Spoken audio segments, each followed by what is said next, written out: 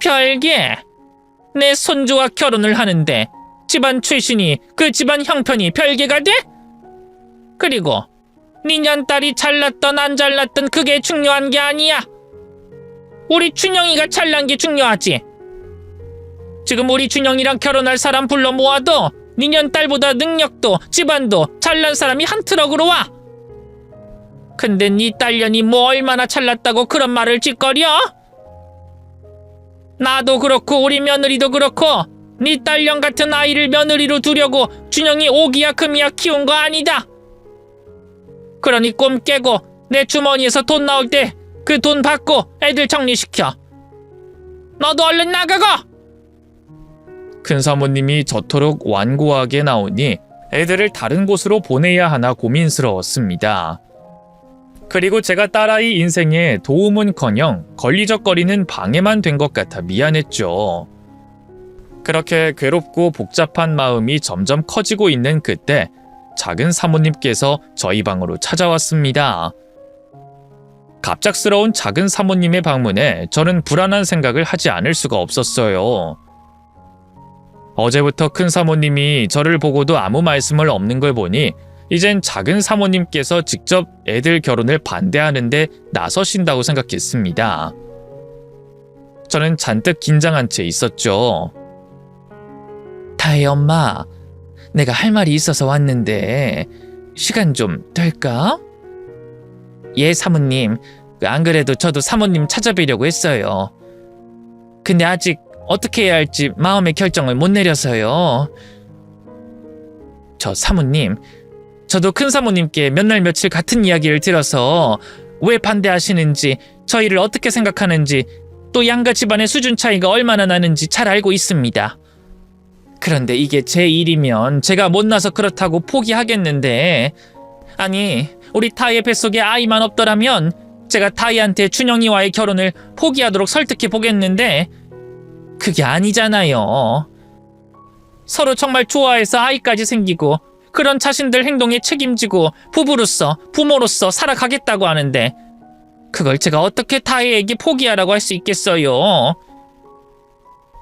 사모님, 제가 큰 사모님께 여러 번 말씀드렸지만 제발 우리 타이 저와는 연관 짓지 않고 봐주시면 안 될까요? 이미 저희에게 도와주신 게 너무 많아 이런 부탁드리는 것도 염치 없는 거라는 걸 알지만 그래도 마지막으로 부탁드릴게요. 우리 타혜가 이 못난 어미 때문에 상처받는 일 없도록 도와주세요. 네? 과거 남편을 잃고 이 집 식모로 들어왔을 때처럼 전 간절하게 작은 사모님께 부탁드렸습니다. 작은 사모님마저 반대하시면 이젠 정말 끝이었으니까요. 그런데 제가 무릎을 꿇고 애원하듯 빌려고 하자 작은 사모님께서 깜짝 놀라시면서 저를 일으켜 세웠어요. 다혜 엄마, 왜 이래? 내가 뭐라고 했다고? 일어나, 어서 일어나. 왜 사람 얘기는 들어보지도 않고 눈물부터 보여? 그리고 다혜 엄마가 뭘 잘못했다고 내 앞에서 무릎을 꿇고 나랑 같이 지낸 세월이 있으면서 날 그렇게도 몰라? 네? 그럼 아유 진짜 내가 이것부터 내밀면서 말해야 했는데 괜히 다혜 엄마 불안하게 만들었네. 자, 받아. 이거면 다른 부가 설명 없이도 안심하겠지? 이게 무슨... 저를 일으켜 세운 작은 사모님께서 주머니에 있던 편지 봉투를 제게 건넸어요. 그전까지 잔뜩 긴장해 있었던 저는 사모님이 한 말에도 상황 파악을 하지 못한 채 어리둥절해하며 사모님이 건네주신 편지 봉투를 열어봤죠. 그리고 그제야 그 봉투가 단순한 편지 봉투가 아니라는 걸 알았습니다. 작은 사모님이 건네주신 건 다름 아닌 제 다혜와 준영이의 이름이 적혀져 있는 청첩장이었어요. 생각지도 못한 일에 너무 깜짝 놀랐던 저는 제 손에 쥔 청첩장과 작은 사모님을 번갈아 보며 눈만 끔뻑이고 있었습니다. 이렇게 다혜 엄마가 놀랄 것 같아서 내가 대화하면서 알려주려고 했던 건데 근데 그 청첩장도 확정된 청첩장은 아니야. 그거 말고도 이렇게 다른 디자인으로 여러 개 있어. 어떤 게 더 나을지 물어보려고 가지고 온 거고. 그나저나 우리 어머님께 시달리느라 고생 많았어. 내가 진작에 나서야 했는데 준영이가 타해보다 늦게 한국으로 들어와서 얘기도 타해 엄마보다 늦게 듣기도 했고, 어머님이랑 타해 엄마 간에 있었던 일도 엊그제 알게 됐거든. 그래서 내가 늦었네. 나 때문에 괜히 안 들어도 될 말 들어서 가슴에 상처될 말 듣게 만들어서 미안해. 앞으로 우리 시어머니한테 속상한 말 듣게 될 일 없을 테니까 걱정하지 마. 그리고 이제부터 우리 사돈이야. 그러니까 작은 사모님이라고 그 닭살 돋는 호칭 그만할 수 있겠지? 내가 전부터 그만두라고 했었는데 이제는 그래야 하는 이유도 있으니까 그만하는 거다. 분명 작은 사모님께서 한 말씀이 무슨 말인지는 알겠는데 다 들렸는데 이해가 안 되더라고요. 그래서 도대체 어떻게 된 일이냐는 얼굴로 작은 사모님을 쳐다보고 있었죠. 그러자 작은 사모님께서 눈짓으로 청첩장 안을 가리켰습니다. 그곳엔 청첩장 말고도 편지가 한 장 있었어요. 저는 봉투 안 편지지를 열어 그 안을 확인했죠. 그랬더니 그 편지지 안에는 작은 사모님의 진심이 담겨져 있었습니다.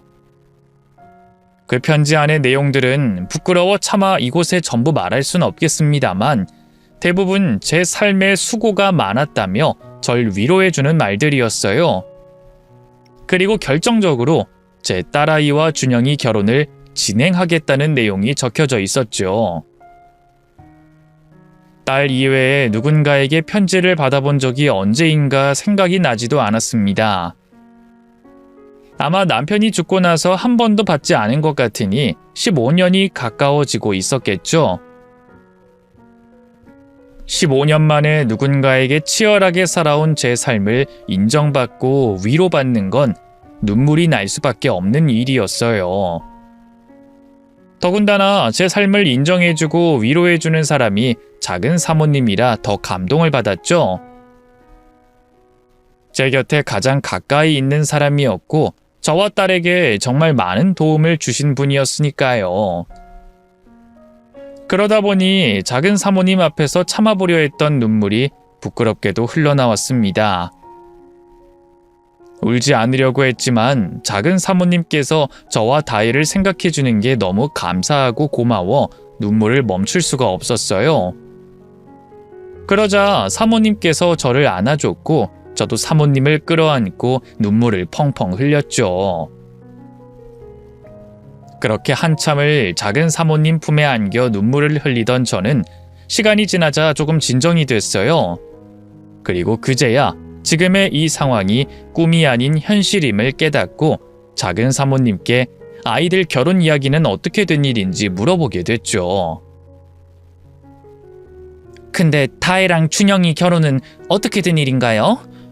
작은 사모님께서 애들 결혼을 허락하신다고 해도 큰 사모님께서 가만히 있지 않으실 텐데. 그럼 작은 사모님께서도 큰 사모님께 혼나시고 곤란하실 텐데요. 다혜 엄마도 애들 결혼 보고 우리와 연건 짓지 말라며. 그리고 허락을 하고 말고도 내 배 아파서 준영이를 낳은 내가 해야지. 우리 시어머님이 무슨 상관이셔. 물론 뭐가 마음에 안 든다, 우려가 된다, 의견은 피력하실 수 있겠지만 결국 그것도 애들이 결정한 일이고 우리는 그런 점을 짚어준 다음에 잘 살길 바라기만 하면 되는 거 아니야? 난 그렇다고 생각하는데. 그래서 내가 어머님께 애들 결혼까지 간섭하시지 말라고 말했지. 그런다고 큰 사모님께서 작은 사모님 말씀을 받아들일 분이 아니실 텐데요. 혹시 작은 사모님 앞에서만 알겠다고 말씀하시고 저한텐 똑같이 결혼을 반대하시지 않을까요? 아니면 저한테 경고했던 것처럼 저희 다혜 금방 떨어져 나가게 괴롭히시거나. 그건 전혀 걱정하지 마. 내가 엊그제 다혜랑 준영이에게 결혼 관련된 얘기 들었거든. 그러면서 다혜 엄마가 우리 시어머니께 당한 일까지 듣게 됐고, 처음엔 어머님께서 그냥 반대하시는 줄만 알았어. 그래서 내가 나서지 않으려고 했지. 어쨌든 나는 며느리고 어머님께서는 내 시어머니시고 준영이 할머니니까. 내가 나서서 애들 결혼 승낙하겠다고 하면 어머님 불만만 쌓이시고 다혜도 식구로 받아들이지 않으실 것 같아서 내가 따로 어머님을 설득하려고 했지.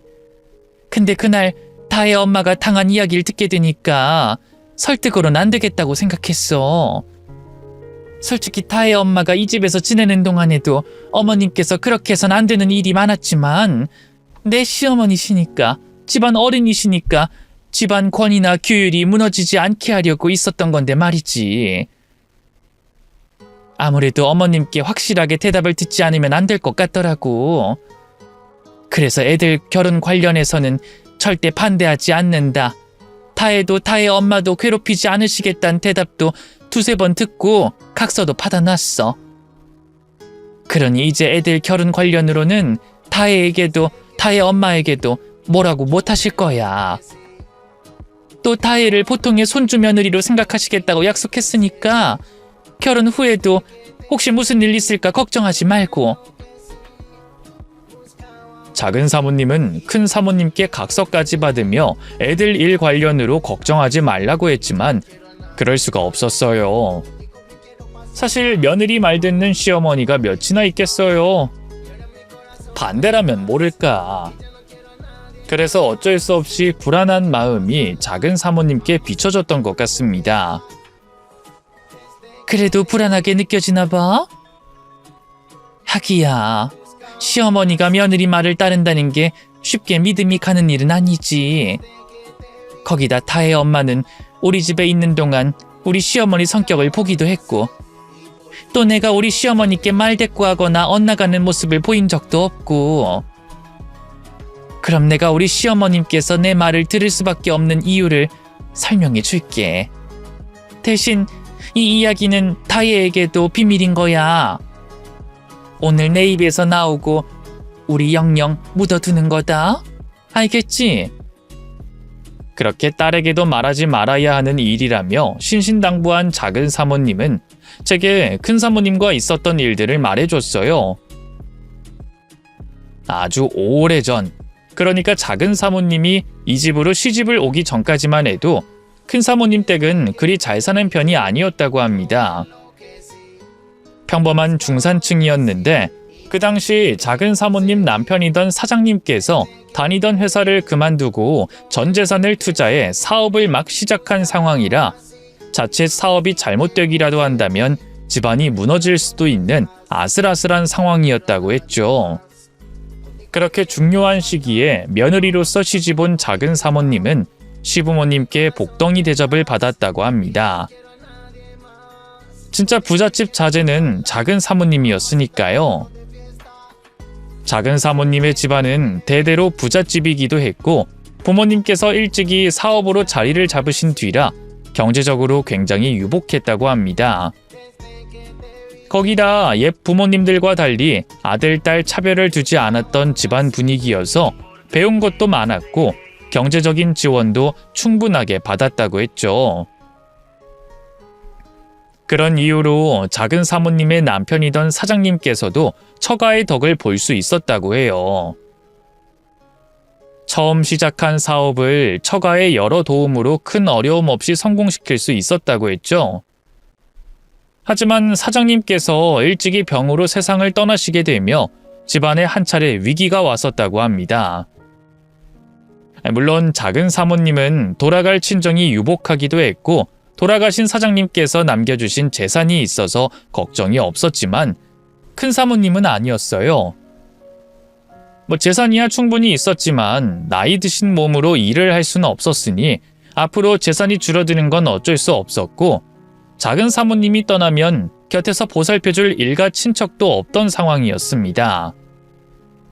그런데 그때 작은 사모님께서 큰 사모님 곁에 남기로 했다고 하네요.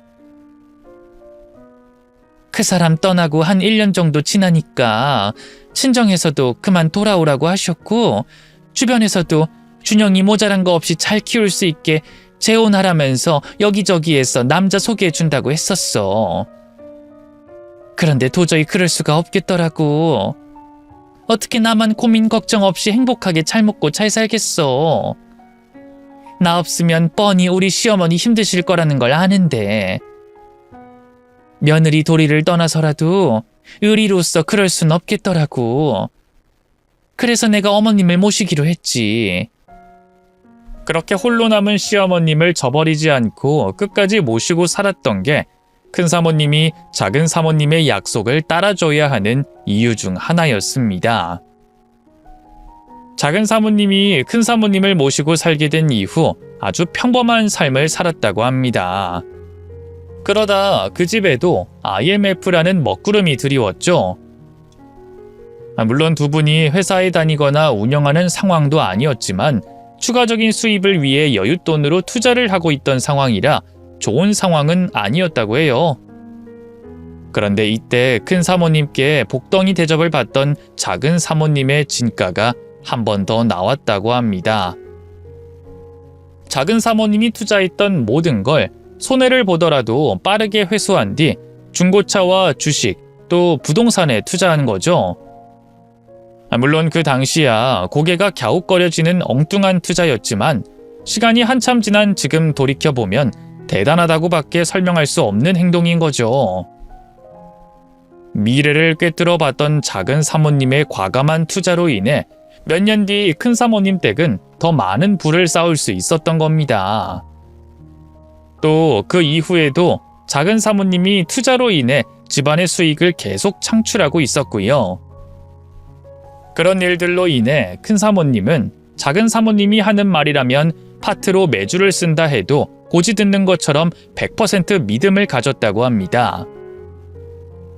그쯤 되면 실질적으로 작은 사모님이 이 집의 모든 것을 관장하는 것이나 마찬가지였고 실권 역시 쥐고 있어 시어머니와 며느리의 위계 질서가 뒤바뀔 수도 있을 거예요.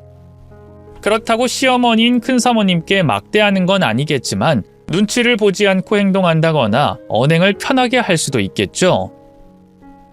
그런데 작은 사모님은 큰 사모님이 자신에게 보이는 믿음과 집안에 세운 공적과 상관없이 며느리로서 지켜야 할 선을 넘지 않으며 큰 사모님을 모셨다고 합니다. 다른 사람들이 보기엔 평범한 고부관계처럼 보이게 말이죠. 그래서 제가 큰 사모님께 혼났을 때도 아무 말 하지 못했던 거예요. 작은 사모님이 나서게 되면 다른 사람들이 보기에 모습이 이상하게 비칠 테니까요. 그런데 이번 일은 도저히 그냥 넘어갈 수 없었던 거죠. 그래서 내가 처음으로 우리 시어머니께 화를 냈던 거야. 왜 그렇게까지 하시냐고. 다른 건 몰라도 아이까지 있는 애들에게 그러지 말자고. 그랬더니 어머님께서도 인정하시더라고. 자기가 다혜한테나 다혜 엄마한테도 너무 지나치게 한 것 같다고. 정말 조금도 걱정할 것 없이 내가 잘 해결했으니까 다혜 엄마 이제 걱정 붙들어 매. 그리고 이제 정말 말 편하게 하면 안 될까? 내가 예전에도 우리끼리 있을 때 말 편하게 하자고 했잖아. 이전까진 어머님 때문에 못했다고 쳐도 이제는 알고 지낸 지도 15년이 다 돼가고 사돈까지 됐는데 말 놔도 되지 않겠어? 나만 말 놓으면 애들이 보기에도 이상해 보이잖아. 우리 나이도 같고 이제 사돈인데 친구처럼 말 놓자. 응? 그제야 마음이 조금 놓였고 약속했다던 작은 사모님, 아니 사돈의 말을 믿을 수가 있었어요. 그동안 계속 입에 붙은 말이라 고쳐질까 모르겠네요. 아니, 모르겠네. 빨리 적응해 보도록 할게. 그리고 너무 고마워. 정말 우리 사돈 아니었으면 내가 우리 다혜를 저렇게 잘 키울 수 있었을지 모르겠어. 우리 다혜 학교 다닐 때 도와준 것도 나한테 신경 써준 것도 너무 고마운데 이렇게 애들 결혼까지 허락해주고 큰 사모님 일도 해결해줘서 너무너무 고마워. 정말 내가 평생 은인으로 생각하고 살아갈게. 앞으로 내가 우리 사돈께 정말 잘할게. 정말 고마워. 저는 다시 한번 사돈을 꽉 안고 고맙다는 말과 함께 감동의 눈물을 흘렸습니다. 그리고 이 기쁜 소식을 얼른 알리기 위해 딸아이에게 전화를 했죠. 딸아이 역시 사돈에게 문제가 되고 있는 일을 얘기하고 일이 해결될 거라는 얘기만 들었지 해결이 된 것까진 모르는 상황이었어요. 그러다 보니 정말 기뻐했습니다. 아마 우리들 가운데 마음고생을 가장 많이 해서 그런지 딸아이는 정말 기뻐했었죠. 그렇게 기뻐하는 딸아이와 통화를 마친 뒤 저는 사돈 손에 이끌려 윗집으로 올라갔어요. 그리고 올라간 윗집에서 큰 사모님, 이제는 안사장 어른인 분께 사과를 받게 됐죠. 내가 저번 일도 그렇고 우리 집에서 지내면서 있었던 일은 모두 다 사과할게요. 우리 춘영이 그리고 타의 일 관련으로는 이미 얘기를 들었겠지만 두 사람 결혼에 대해 반대할 생각도 없고 이제 우리 집안 식구라고 생각하고 내가 잘 대접해 줄게요. 또 타의 엄마가 우리 집에서 생활하면서 나 때문에 어려운 일도 많았고 괴로운 기억도 있을 텐데 그건 내가 전부 미안하게 생각해요. 나도 그러면 안 된다는 걸 알긴 아는데 남편도 자식도 일찍 떠나보내고 늙고 있다 보니 심술만 늘어서 괜히 우리 집 살림꾼이던 타의 엄마만 힘들게 했네요. 내가 몇 번을 사과해도 귀에 들어오지 않겠지만 내 이렇게 진심으로 미안하다고 사과할 테니 마음 좀 풀어요. 그리고 이제 타의를 괴롭히거나 귀찮게 하지 않겠다고 약속할 테니 걱정하지 말고요. 그동안 정말 여러모로 미안했수다. 아닙니다. 오히려 많이 부족한 제 딸 받아주셔서 감사합니다. 그리고 정말 힘들었을 때 이곳에서 자리 잡을 수 있어서 당시 여러 어려움들을 헤쳐나갈 수 있었어요. 만약 그때 이 집에서 일할 수 없었다면 저와 다혜는 정말 많이 힘들었을 거예요. 그래서 전 그때 저와 다혜를 받아주신 것만으로도 정말 감사드려요. 그러니 너무 미안해하지 마시고 저희 두 사람 편히 대해주세요. 딸아이의 결혼 문제가 잘 해결되어 그럴 수도 있겠지만 그동안 그 집에서 지내며 속상했던 일이 싹 풀어지더라고요. 또 제가 만약 그때 이 집에서 다혜와 함께 지낼 수 없었다면 어떻게 됐을까라는 생각에 진심으로 안사장 어른께 감사했습니다. 힘든 일이야 애들 결혼 문제가 해결되기 직전까지 있었지만 제가 다른 곳 가서는 마음고생 몸고생을 안 했겠어요? 그렇게 생각하면 숙식 제공에 월급도 넉넉했고 덕분에 딸아이 공부 뒷바라지까지 할 수 있었으니 없었던 일인 셈 치고 지난 일은 잊기로 했어요.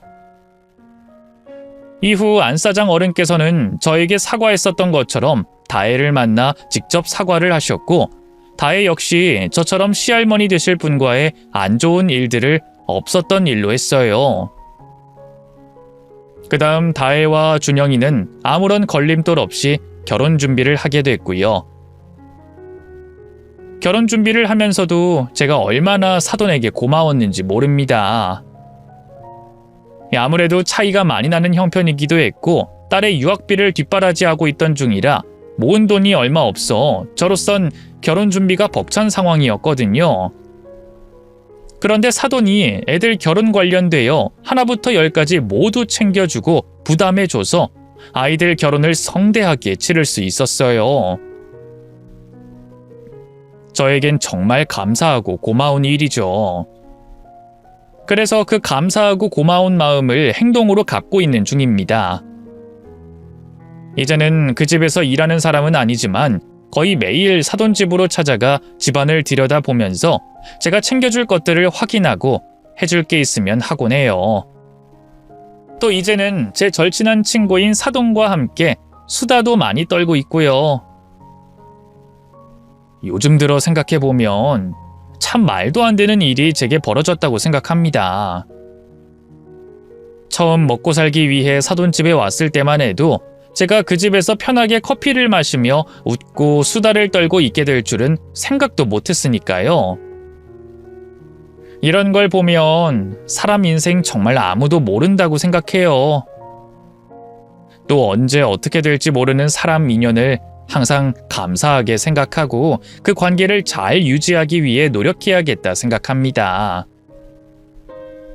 그 사람의 지위가 높든 낮든 부자든 아니든 상관없이 소중하게 대하는 우리 사돈처럼 말이죠. 마지막으로 자주 표현하긴 하지만 이렇게 공개적으로 우리 고마운 사돈에게 말해주고 싶네요. 사돈, 나야. 우리 앞으로도 커피 한잔하며 웃고 수다 떠는 친구와 같은 지금의 사돈 관계 잘 유지해 나가자. 올해도 건강하길 바라고 하는 일 모두 잘 됐으면 해. 안 사장 어른께서도 건강하시고 우리 애들도 건강하고 말이지. 항상 고맙고 미안해. 나도 앞으로 우리 사돈과 가족들을 위해 항상 노력하는 사람이 될게. 정말 고마워. 나랑 다혜에게 해준 모든 것에 대해. 그럼 나머지 얘기는 직접 만나서 하는 걸로 하고 이만 마무리할게. 안녕.